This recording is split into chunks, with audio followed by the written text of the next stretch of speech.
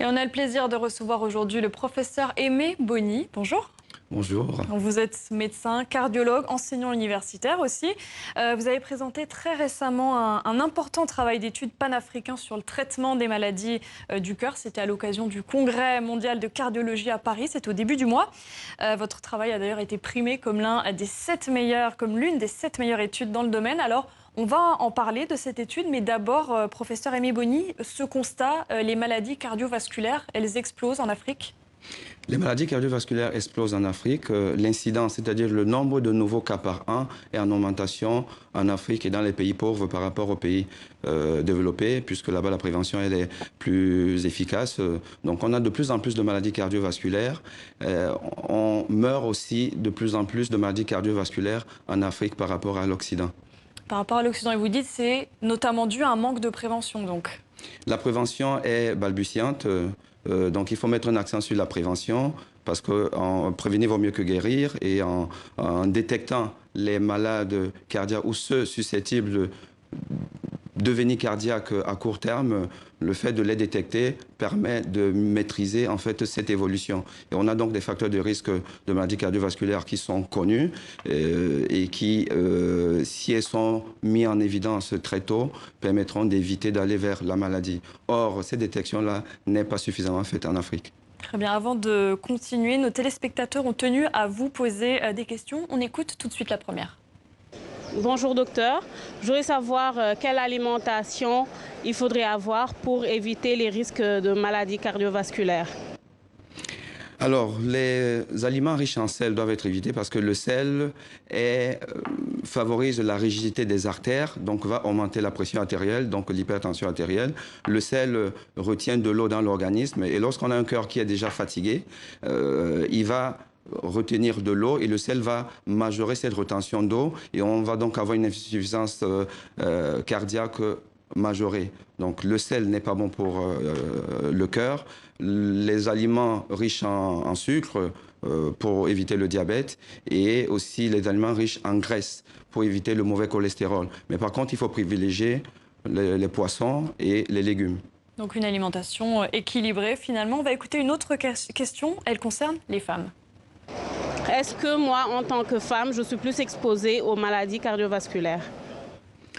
Ce qu'on sait, c'est qu'avant la ménopause, les femmes ont une certaine protection, mais après la ménopause, elles n'ont plus les hormones protectrices du cœur. Et donc, après la ménopause, les femmes ont une explosion des maladies cardiovasculaires. Et parce que la prise en charge des femmes est quand même en retrait, et ça on le rencontre partout, on s'est rendu compte que la femme consulte moins, elle se plaint moins, et donc elle fait beaucoup plus de complications de maladies cardiovasculaires. Aujourd'hui, au niveau des sociétés savantes, il y a vraiment des commissions dédiées à la maladie cardiovasculaire chez la femme. C'est dire si la femme doit être prise en charge de manière très ciblée.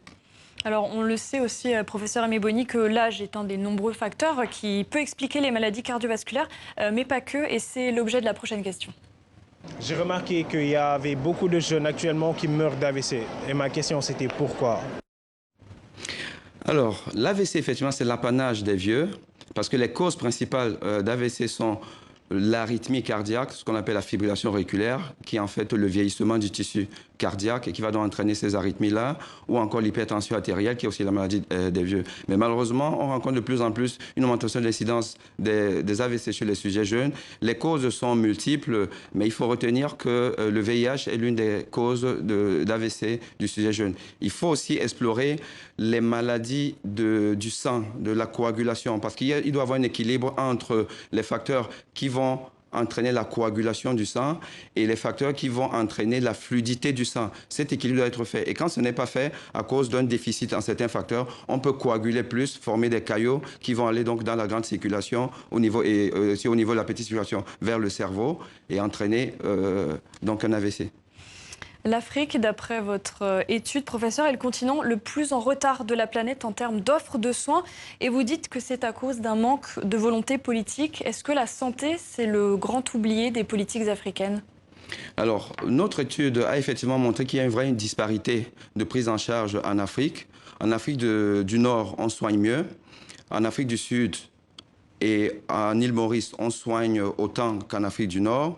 Mais en Afrique subsaharienne, francophone davantage, mais anglophone aussi, on soigne moins bien.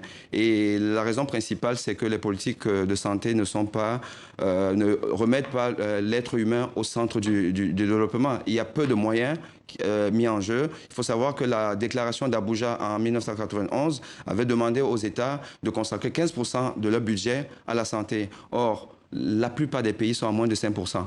Mon pays, le Cameroun, est à peu près à 4%. Et donc, vous vous rendez compte qu'avec moins de 4%, c'est-à-dire à peu près $20 par habitant par an que les États consacrent à la santé, on ne peut pas soigner un individu avec $20. Donc, les familles sont obligées de passer à la caisse. Or, la pauvreté étant quand même très prégnante dans nos sociétés, les gens se soignent mal. Et d'ailleurs, une autre étude internationale du professeur Hamilton au Canada, du professeur, autant pour moi, Salim Youssouf à Hamilton au Canada, a démontré qu'aujourd'hui, le facteur de risque le plus important de développer maladie cardiovasculaire et de mourir de maladies cardiovasculaires, c'est le faible niveau d'éducation.